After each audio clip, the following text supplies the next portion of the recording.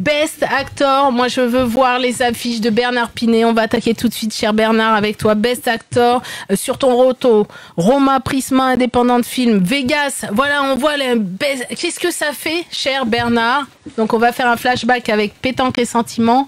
Et puis la pièce de Pierre Mondy, mise en scène, Le Dîner de cons, avec nos amis Jacques Villeray, Michel Roux. On va voir, regarde Le Dîner de cons, regardez. De Jacques Weber, et de Jacques Weber aussi. Écrit par Jacques Weber. De Francis Weber. Francis Weber. J'aurais bien aimé justement pendant qu'on voit cette affiche, on voit Le Dîner de cons, on va voir Pétanque et Sentiments, que tu nous fasses un gros plan sur Bernard Pinet, puisque et c'est génial. Bernard, Best Actor, que des récompenses là depuis 1 an. 2 ans. 2 ans de récompenses. On se fait un petit flashback alors sur Le Dîner de cons. Quelles émotions, intensité d'être au théâtre dans Le Dîner de cons. Parle-nous, tu as interprété quel rôle sur... Je faisais Lucien Cheval, qui a été créé par Patrick Hernandez au Théâtre des Variétés, qui appartenait à M. Belmondo à l'époque. Claude Brasseur jouait le rôle de Michel Roux. Et la tournée est partie avec Jacques Villeray qui a tout fait, Michel Roux, et moi qui ai repris le rôle d'Hernandez. J'étais entre une Formule 1, qui était Jacques Villeray, qui jouait à 350 à l'heure, avec qui te passait comme ça avec ses cils, qui était exceptionnel. Et puis une Bentley, qui était Michel Roux, qui était toujours à l'anglaise, au quart de poil, donc 2 prototypes mis face à face, côte à côte, qui m'ont permis de beaucoup apprendre et de beaucoup m'amuser grâce à eux.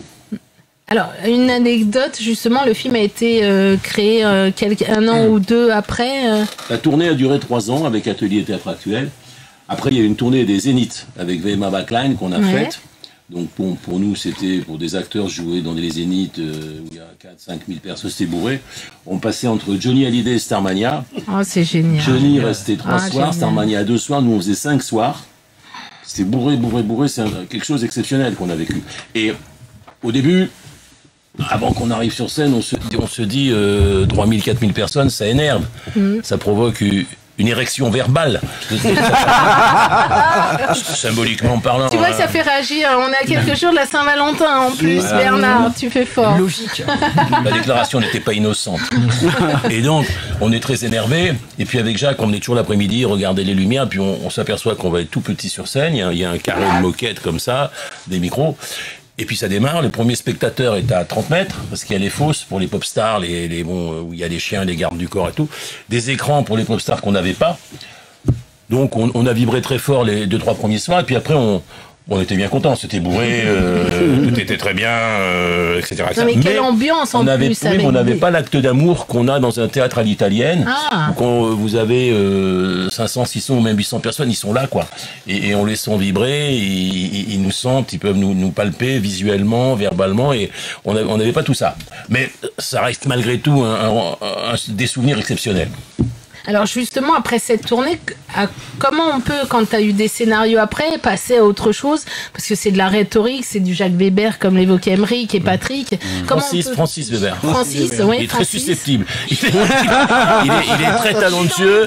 Il est très talentueux, très sympa, mais très susceptible. Donc je me permets de te reprendre. Et l'adaptation cinéma aussi a eu un gros succès avec Thierry Lhermitte. Ça a cartonné. C'est un gros carton de l'année en 99. Énormément, oui, bien sûr. Et Lucien Cheval, le rôle que tu endosses, l'huissier pro l'OM, qui devient, qui est cocu par sa femme. Oui. Le patinage artistique. C'est Daniel Prévost qui a joué ce rôle à l'écran, qui était superbe, qui a eu des Césars largement mérités. Et Pierre Mondy m'avait dit, tu verras, c'est entre guillemets parmi les plus gros rires de la pièce. C'est-à-dire que quand Lucien Cheval apprend qu'il est cocu, il est en train de faire son numéro de plaquette, et là d'un coup il réalise au téléphone il s'arrête, et il y a une lame de fond de rire qui partait du fond de la salle, que ce soit des plus grands théâtres d'Europe qu'on a fait et des Zéniths, c'est des sensations exceptionnelles pour un acteur, ça. Et merci Francis Weber, merci Pierre Mondy, merci Jacques Villeray, merci Michel Roux pour ces 3 années exceptionnelles.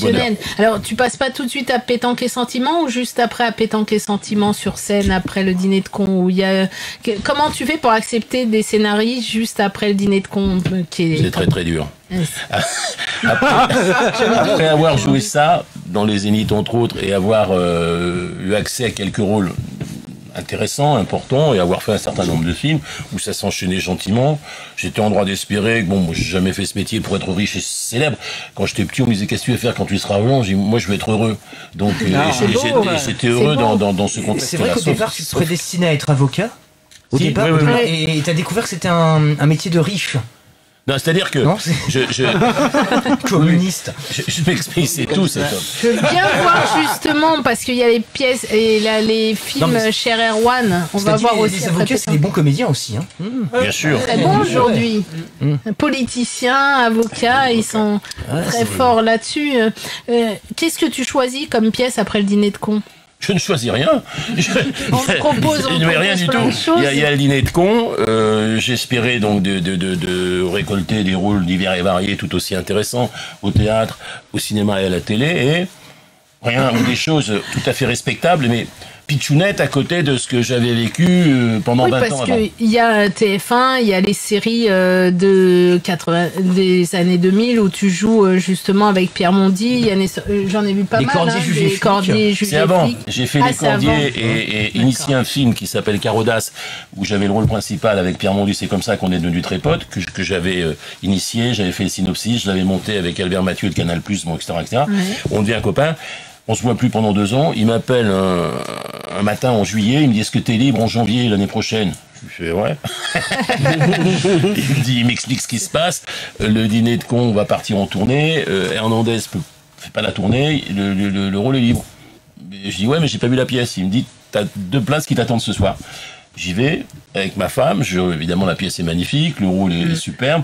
J'appelle Pierre le lendemain. Je dis ok, c'est bon.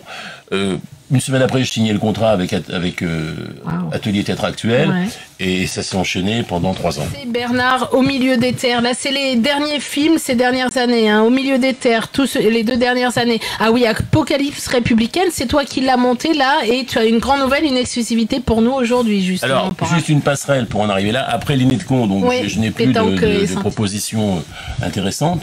Ce qui n'est pas logique, en fait, paradoxalement. Et puis, à la fin des années 90, je pense qu'on l'a tous vécu, sont devenus 2 mots terribles. Il fallait être bankable, il fallait être people. Et des copains avec qui j'avais fait des films avant qui m'avaient dit un très joli rôle pour toi et tout. Puis le film se ils disent non, ça sera pas toi. Pourquoi? Vous n'êtes pas bankable.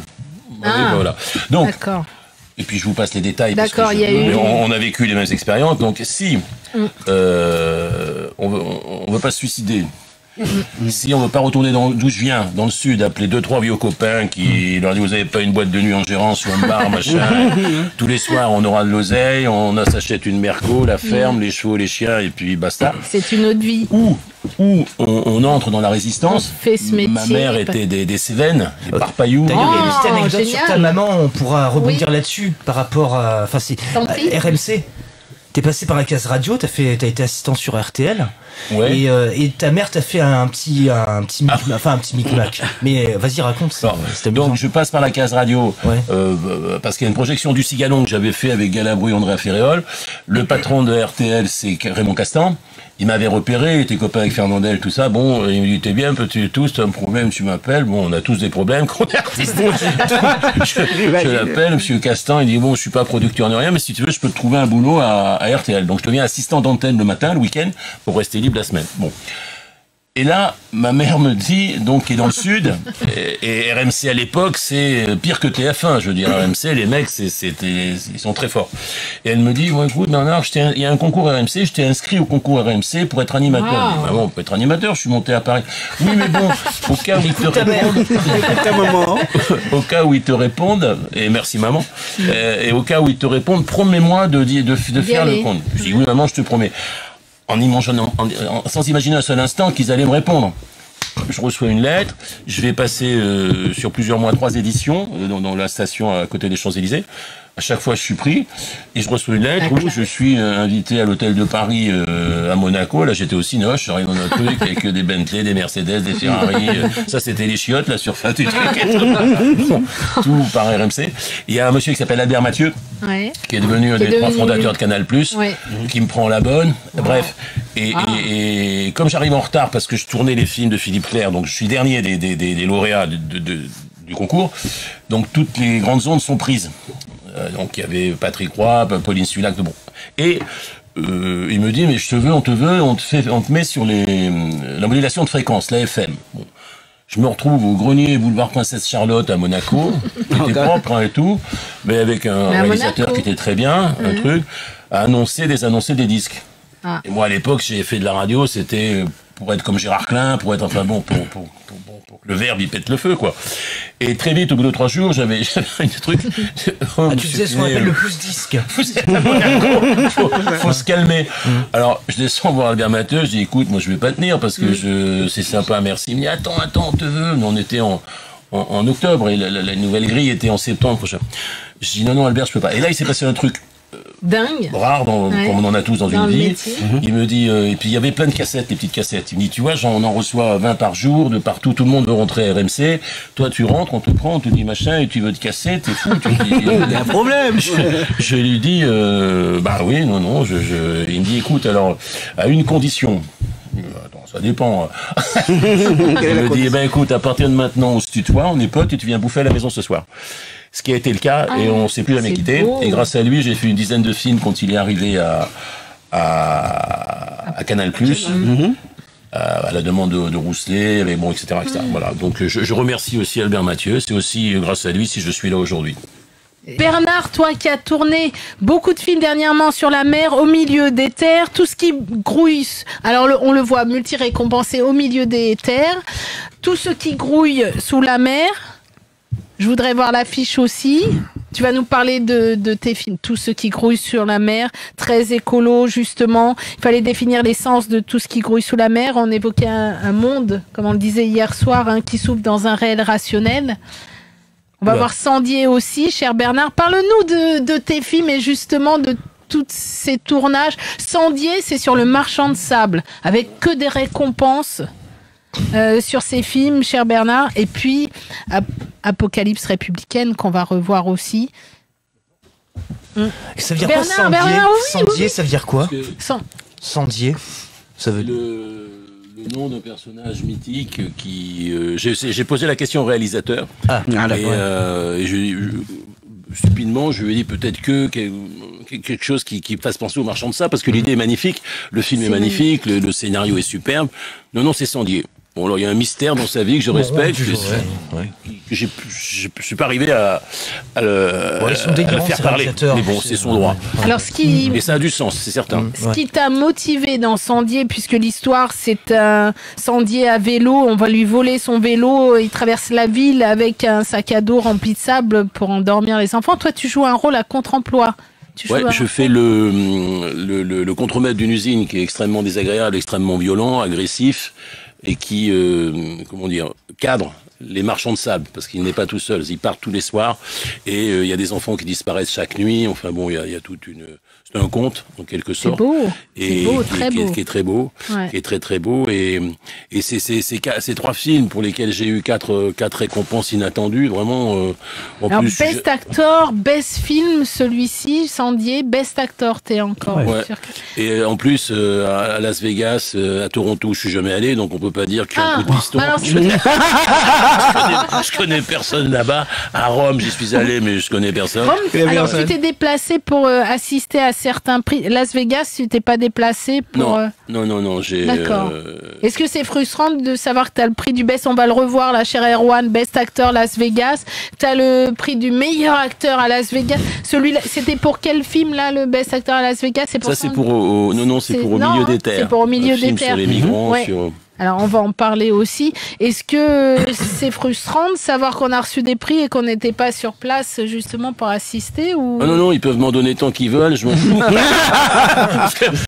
J'en connais, dont moi, qui suis allé parfois dans certains festivals quand j'étais jeune, à Cannes. Cannes, me les prix, moi, je m'en fous. Je veux dire, Las Vegas, c'est quand même mythique de voir, de recevoir un prix, c'est prestigieux, et émotionnellement, qu'est-ce que ça t'a fait? Ça t'a touché, là? ça donne soif.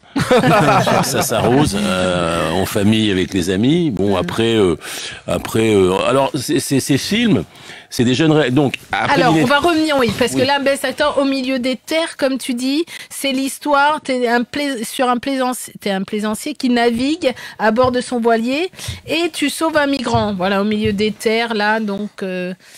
Et il se passe des choses dès lors d'étranges événements surviennent dans ce film. Il entend un bruit, effectivement, il y a un monsieur qui est là, qui est dans l'eau, c'était un migrant, il le sort de l'eau, et puis le personnage disparaît du bateau, revient, enfin bon, un climat étrange qui s'installe. Ouais. Et pour faire court, à un moment, le personnage, donc le propriétaire du bateau, a une crise cardiaque, il meurt et le migrant est là. Enfin, je vous la fais courte, mais on s'aperçoit que le migrant était mort aussi. C'est un film symbolique qui signifie. Tout est bien. Je dis pas ça pour les migrants, hein. Bien sûr. Attention. Non, mais c'est un film intéressant parce que tu parlais de sens universel. Ça montre que on a beau avoir un très beau voilier. Moi, j'adore la voile. J'ai pas de très beau voilier, mais en mer, il y a quelque chose de magique qui se passe entre. Bon, bref, on a beau avoir un très beau voilier, on a beau être très riche, on a beau on a beau être migrants qui arrivons d'Afrique, tout. Au final, il n'y a pas de survivants. Donc, je veux dire, symboliquement, je trouve intéressant que ces deux êtres se retrouvent dans leur dernier parcours de vie. Se croisent. Ça ouvre des portes sur un invisible auquel je crois, au-delà de toute religion. Mais pour le cinéma, parce que vous avez une superbe carrière, hein, c'est vraiment incroyable. Hein. Carrière et également au théâtre, hein, c'est des pages et des pages. Je m'excuse. À travers jamais. À travers toute votre longue carrière. Là, au début, votre carrière n'a pas été facile. Vous veniez de province et vous êtes arrivé à Paris et que ça a été un combat, hein, on va dire, pour trouver des petits boulots, pour essayer de survivre. Et tout ça vous a servi plus tard pour l'obtention de vos rôles et de vous battre sur chaque rôle, je pense. Hein. Tout artiste a une expérience de vie qui est ce qu'elle est, mais on doit s'en nourrir. C'est ce qu'expliquait notre ami tout à l'heure. C'est une nourriture pour l'esprit, pour l'âme, pour le cœur, qu'on doit effectivement injecter et transmettre dans les personnages qu'on crée. Et on est gonflé d'ailleurs. L'Église apostolique catholique romaine nous a excommuniés.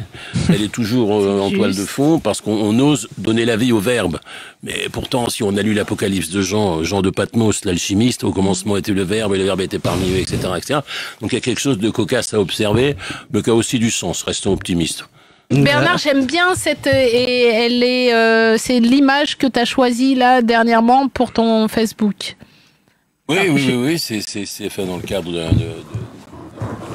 fait par Wojtek Konarski, que tu connais, qui est photographe attitré des Lauriers de l'audiovisuel, bien sûr. Entre autres, qui a fait les premières pages de Cosmopolitan, tout ça, qui est un photographe de très, très grand talent. Très grand. Donc parmi un certain nombre de photos, oui, j'ai choisi celle-ci. Oui. Et là, il y a les photos. T'as du goût. Bah oui, je sais. Très belle image. Récompense à Cannes. Alors, est-ce que c'était pour quel film là, Au milieu des terres ou Tous ceux qui grouillent, la récompense au Festival de Cannes? J'ai vu là que tu as eu. Cannes, c'est Sandier. C'est Sandier. Ouais. Encore. Alors.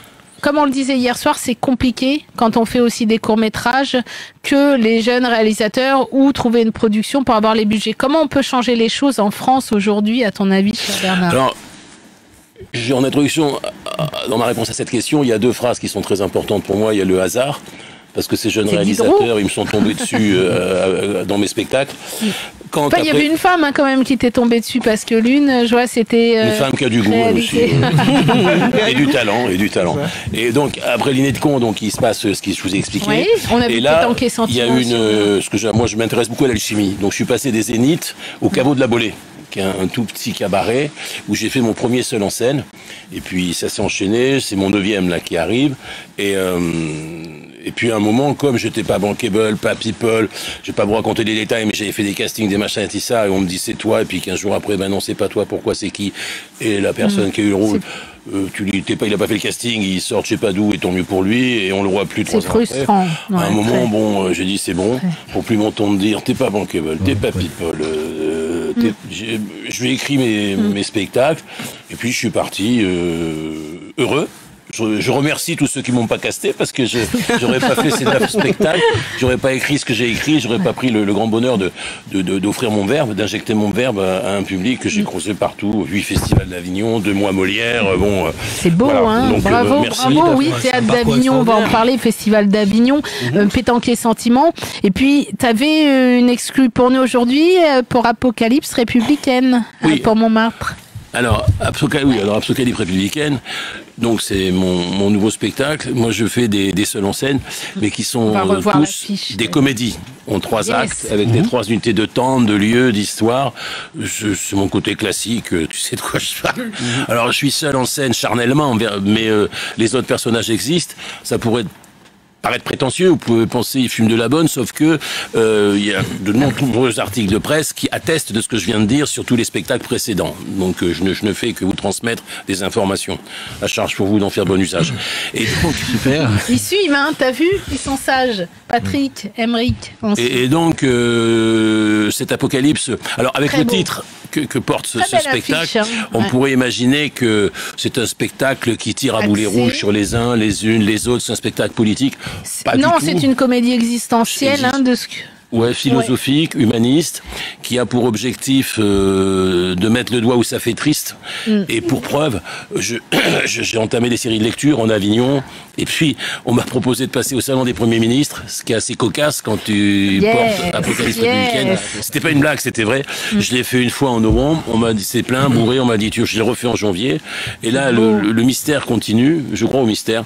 On m'a proposé par hasard de jouer l'Apocalypse Républicaine dans la République libre de Montmartre. J'ai dîné hier soir avec le président de la République libre de Montmartre. Ça va se passer dans une salle à la Bonne Franquette. Avignon, ça va se faire aussi grâce à Dominique Thésio, la boss du quartier Luna. Donc le hasard, qui est la mécanique la plus précise du monde, Dixit Jean Cocteau, qui n'était pas le premier profane venu, joue un rôle important dans notre métier, me semble-t-il. Et puis il y en a une autre. Alors donne-nous envie, parce qu'Apocalypse Républicaine, c'est un psy, d'accord, qui au fil de cette consultation, en fait... Cette consultation, le chiffre n'est pas innocent, comprenne qui pourra. Il s'appelle Jean Maboul, c'est un clin d'œil. Et ce psy en marge de Lacan, Freud et Jung. Qui, pour moi, est, comment dire... bien sûr, un des maîtres. Il a fouiné dans la psychanalyse, dans l'alchimie, il a écrit un livre où il explique tous les liens avec le... Bon, etc., etc. Bref, ce psy exerce dans un village mystérieux qui pourrait faire écho, pour ceux qui en ont entendu parler, à Rennes-le-Château, où il y a des phénomènes cosmotelluriques, et il y a 7 patients qui viennent. Et parmi ces 7 patients, il y a un capitaine de gendarmerie, il y a un maire, il y a une péripatéticienne, il y a un député, et il y a un professeur d'histoire à Sciences Po, et un commissaire de police. Donc ce casting de 7 personnages permet de survoler à 360 degrés toutes les problématiques sociétales auxquelles nous sommes confrontés et permet d'exprimer, enfin en tout cas, comme tout le monde, qu'on soit à gauche, à droite, machin, après 2 guerres mondiales, après Hiroshima, Nagasaki et plein d'autres choses, c'est quand même tristouné de voir le XXe siècle qui est tel qu'il se présente, tel qu'on nous l'impose tous les jours. Voilà. C'est un spectacle optimiste. Hein. D'ailleurs, je cite une phrase que 3 actes qui exposent une vision transversale du siècle, comme tu disais, et 3 actes pour arriver à un bouquet final surprenant ou affligeant de la société et du monde. Tu restes quand même un rêve. Le fait d'être artiste, tu restes quand même un rêveur et t'es plein d'optimisme. Qu'on est tous artistes, même si on n'a pas eu la chance d'en faire son métier. Donc j'ose croire que tout le monde a un cœur, a une âme. Je crois en quelque chose d'universel. Je crois en quelque chose d'invisible qui nous entoure. Et même les choses qui nous rendent très tristes, ont quelque part, me semble-t-il, du sens. Alors c'est un peu violent ce que je viens de dire, mais il y a un livre qui s'appelle Civilisation engloutie de Graham Hancock, qui fait la preuve scientifiquement, historiquement, archéologiquement, que les 600 mythes répertoriés de l'humanité ont tous existé, et que Babylone, l'Égypte, c'était avant-hier, mais que depuis 600 000 ans, il y a eu moult civilisations, il a retrouvé, il y a les films, il les a fait étudié par des physiciens quantiques. Enfin bon, tout est clairement expliqué. Juste pour dire, enfin, j'ose croire que j'exprime ce qu'on ressent tous. Bien sûr.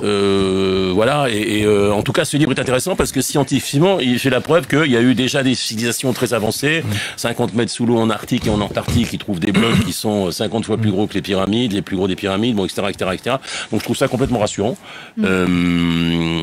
J'ai 3 minutes encore pour finir. Oui, je t'en prie, et puis on écoutera. Et au XXe siècle, la physique quantique et la mécanique quantique ont donné crédit à ce qu'on appelle la table d'émeraude, qui a été écrite par Hermès Trismégiste il y a 3-4 000 ans, et qui dit le 1 est dans le tout est dans le 1, ce qui est en haut est comme ce qui est en bas, et ce qui est en bas est comme ce qui est en haut. Alors on pouvait dire, putain, Pépère, il fumait de la bonne, hein, mais... mais Aristote, Platon, Socrate en ont parlé de tout cela. C'est juste. Einstein, avec la théorie du tout, a fait la preuve que tout ce qui nous constitue là, dehors, là, tout ce qu'il y a sur Terre, a le même atome subatomique, la même référence de base qui nous constitue. Le tout est dans le 1 est dans le tout. On a ramené de la pierre de Lune, on a ramené de la poussière de Mars, on n'a pas été sur Mars. Bon, c'est passé au CERN, au Centre d'études de recherche nucléaire de Genève, dont parle Dan Brown, qui ne raconte pas que des bêtises, et on a trouvé le même atome subatomique que tout ce qui nous constitue. Ce qui est en haut est comme ce qui est en bas, et ce qui est en bas est comme ce qui est en haut. Je vous laisse réfléchir là-dessus. Le monde est mis sans dessus-dessous. Ouais, c'est bizarre. Et si vous lisez, entre autres, des livres de Ketzing sur le langage des oiseaux, qui est la langue des alchimistes, il explique que tout cela est prévu. Orwell en a parlé, Huxley en a parlé. Après, je suis ouvert à toute proposition. La preuve, quand ces jeunes sont venus me voir au théâtre et qu'ils m'ont proposé les films avec lesquels j'ai eu ces récompenses, je leur ai dit envoyez-moi le scénario. Ils me disent mais on n'a pas de sous. Je dis on parle pas d'argent, on parle de faire un joli film. Donc la suite vous la connaissez, les scénarios étaient bien, ils étaient pros. Superbe. Et on a fait un joli travail tous ensemble. Donc je me répète, mais je crois au hasard, qui est la mécanique la plus précise du monde. Venant d'où je viens, enfin vous trouverez ça facilement sur Google, à aucun moment j'aurais osé rêver que j'allais faire ce métier. J'aurais aimé être avocat effectivement. Ouais, pourquoi mais quand après la 3e, j'ai pas été longtemps à l'école moi. Hein. Ça se voit pas, je sais, mais il faut se faire les chromes un peu de temps en temps, sinon je vais te dire. Donc quand je rentre chez moi et en disant voilà au conseil d'orientation, j'ai dit que j'aimerais être avocat. Parce que j'étais par hasard premier en récitation. C'est le seul endroit dans ma vie où j'ai été premier. Parce que instinctivement, j'aimais le verbe. Bon, puis chez moi, dans le midi, ils avaient la gueule ouverte comme ça. Donc j'avais des facilités à faire péter mon clairon. J'avais grandi dans une ambiance sonore au-delà de la moyenne. Et donc, je dis ça à maman. Elle me dit, bah ouais, mon petit, mais tu sais, c'est un métier de riche. Donc on habite la fac. C'est comme quand tu dis le ski est un sport de riche, des trucs comme ça. C'est un peu... Ouais, mais quand t'es nain, que t'as 13 ans ou 14 ans, que la fac est à 80 bornes, que chez toi, personne n'a jamais eu le bac, c'est parce que c'est que le baccalauréat, la faculté, machin, que t'es fils unique, mais que t'es pas riche, donc t'as pas droit aux bourses, etc., etc. Ça se comprend. Donc tu dis dans ta tête, de toute façon, je ferai tout pour pas être comme mes parents qui étaient formidables, qui m'ont donné tout ce qu'ils pouvaient dans des conditions très modestes. Donc je vais essayer de faire autre chose. Mais t'as compris qu'il y a des barrières qui te sont mises que tu peux pas sauter forcément. Ce qui est une erreur, la preuve. Comment ça se fait que c'est étrange et bizarre la façon de procéder? Ça se pratique en France. Il y a beaucoup d'agents, mais il y a quelques agences qui sortent du lot, qui d'ailleurs représentent les artistes qui sont stars. Je déteste ce mot. Pour moi, les stars, elles sont là-haut, qui sont célèbres. Ça, j'ai jamais aimé ce mot. Ça, c'est vrai parce que finalement, un jour, j'avais dit à un type, mais les stars, je suis pas. Enfin, stars, c'est les étoiles qui brillent dans le ciel, pas les humains. Oser qualifier un être humain de cela, c'est totalement ridicule, me semble-t-il. Je l'assume. Tant pis. Mais cela étant dit, il y a des agents en France qui font très bien leur boulot. Mais moi, demain, un agent me prend et me dit, je vais te proposer de tourner avec des réalisateurs avec lesquels j'ai envie de tourner. Je te prends 10%. Il peut même prendre 20%. Je m'en bats les couettes. Je veux dire, je suis ouvert à toute proposition. Tout seul, on n'est rien, ce bas monde. Donc, ça existe en France. Après, la chance, il y a le talent, il y a le travail, et puis il y a un pourcentage que moi, j'évalue à 30%, 35% de trucs qui te tombent comme ces récompenses. Je veux dire, j'ai rien demandé. Ils sont venus me chercher dans des théâtres. Hein. Bon. Attends, je veux qu'on les revoie, les récompenses et les affiches, cher Erwan. Au milieu des terres, tous ceux qui grouillent sous la mer, Sandier. Que de beaux films, très beaux films avec des sens. Alors justement, écologie, on n'a pas assez parlé d'écologie parce que tous ceux qui grouillent sous la mer, raconte-nous, puisque là, sur un plaisancier, sur le film est la migration, mais tout ce qui grouille sous la mer, quel est le pitch du scénario? C'est encore un film étrange. C'est un jeune homme et une jeune fille qui se retrouvent. On comprend qu'il y a eu une histoire d'inceste en toile de fond. Le père qui est un monstre. Encore un contre-emploi, je suis une biche moi dans la vie. Mais c'est très rigolo d'avoir des contre-emplois. Et la preuve, ça rapporte. Hein. donc en fait, est un monstre. Il fait cuire des anguilles. Et puis à un moment, on comprend que les anguilles fait cuire. En fait, c'est sa fille, son fils. C'est difficile à concrétiser là comme ça en quelques mots devant un micro. Faut le voir. Mais c'est encore un film étrange. Au risque de choquer, j'ai subjectivement, à mon petit niveau, constaté que les rôles de méchants, les rôles sont payants. Le silence des agneaux, enfin cet acteur magnifique américain qui était méconnu jusqu'à ce que dans la mesure où ça. Et ça devait pas être lui au départ. Ah oui. Le hasard toujours qui est très mystérieux. Je sais plus à qui ça avait. Donc dans la mesure où ça reste de la fiction, où il n'y a pas de passage à l'acte, et qu'on me propose de jouer Landru avec Isabelle Adjani, Catherine Deneuve, Sophie Marceau, Donc j'ai également tourné avec Jerry Lewis dans un film de Philippe Clair qui s'appelait Par où t'es rentré, je t'ai pas vu sortir, que les Américains n'ont pas acheté, mais je fais un clin d'œil à Philippe avec qui j'ai fait plusieurs films, qui n'a pas été reconnu, apprécié à sa juste valeur. Il est réformé, il y a le film Les Réformés. Comment se faire réformer, Les Réformés se portent bien, où on a pété l'audimat avec entre autres Hervé Pallude, Richard Anconina, où on a fait des millions d'entrées à l'époque, oui bien sûr, Les Flics étranges venus d'ailleurs, enfin bon bref. Et oui, Jerry Lewis a été très très chouette et en partant, je me souviens, il m'a dit ça a été une promotion pour moi de tourner avec toi. C'est beau, c'est un beau cadeau. Par rapport à Philippe Clair, tu disais que sa carrière n'a... Parle-nous de la carrière de Philippe Clair, ce réalisateur. Il était acteur et réalisateur. Il a fait un beau parcours puisqu'il a fait beaucoup de films à succès, mais disons que, me semble-t-il, il aurait pu jouer d'autres rôles. Il était, comment dire, pas forcément bien considéré par le métier. Si je dis une bêtise, tu me le dis. Bon, et il en a souffert d'ailleurs, beaucoup. Donc voilà, mais bon, il a malgré tout eu la chance de faire des succès, de faire des millions d'entrées, de faire des films, ce qui n'est pas le cas de beaucoup d'artistes, femmes et hommes, qui ont du talent aussi, qui n'ont pas pu s'exprimer comme ils le méritaient, comme ils le souhaitaient. J'ai dit. Bernard, enfin récompensé, tu le mérites. Nous, on a fait une première soirée au Sénat, dîner à ta table, et en fait, avec Sylvia et compagnie, tous nos amis, et on avait déjà passé des super moments, mais là que tu sois... Vous avez du goût. Oui, je sais. Et là, tu disais déjà, il y a 5 ou 6 ans, on est à la table des meilleurs quand même. Des artistes, des meilleurs. Sans me vanter, et le futur l'a confirmé. Tu vois, Apocalypse républicaine, qu'on aille tous te voir, donc à Montmartre là, et tu seras de nouveau au Festival d'Avignon. Oui, au quartier Luna, que tout le monde connaît en Avignon, et puis à Paris probablement en septembre. Mais il y a un certain nombre de lectures qui se mettent en place. C'est sur Bernard Pinet YouTube, c'est annoncé, tout ça, et il y a mon téléphone derrière, donc n'hésitez pas à m'appeler. Et puis, afin de rassurer tout le monde, je précise, mais vous le savez déjà. Tu n'as rien à voir avec un Bernard Pinet qui est en politique. Ah non, rien à voir du tout, du tout. Et Apocalypse veut dire révélation, hein, donc c'est pas... Eh oui. N'ayez pas peur. Et cette émission a été une vraie révélation.